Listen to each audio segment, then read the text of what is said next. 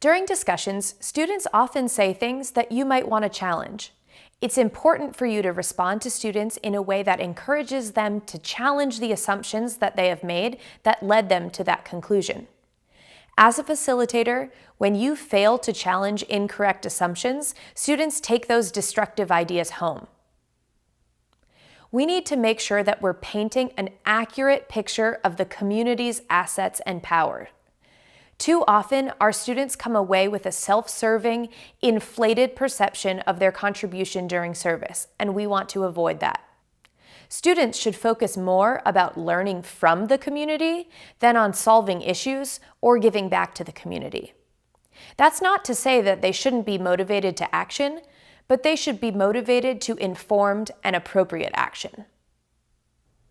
Here are some tips. If students make a blanket statement or a stereotype, ask them to be more concrete using experiences that they have had or tracing their logic. So, if a student says something like, "People in this country are pretty lazy," you might say, "What made you think that?" And then hear from them and say, "Why?" and continue to follow up with "Why?" Or say, "Do you think it's possible that what you saw was more about a few people than the entire country or culture?" Students sometimes want to make suggestions about how to solve a community's problem or problems. What you might say in response to this is something like, "Problems abroad seem simpler to solve. Usually that's because outsiders don't understand the complexities of the issues. I mean, think about it.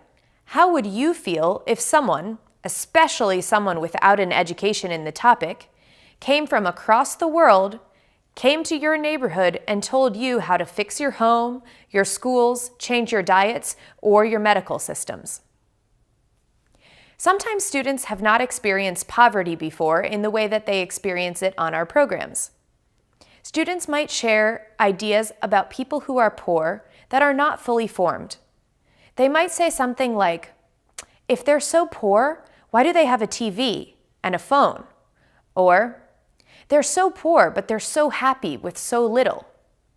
One helpful way to reframe that I learned from a program leader I worked with in Southeast Asia is to use that student's comment as an opportunity to open up the discussion to students about richness. You can say something like, "In my culture, we often associate the word rich with money. But in fact, life can be full of richness in other ways. Food can be rich, a community can be rich with natural resources, our history can be rich. Are there other ways that you can think of that people can be rich?"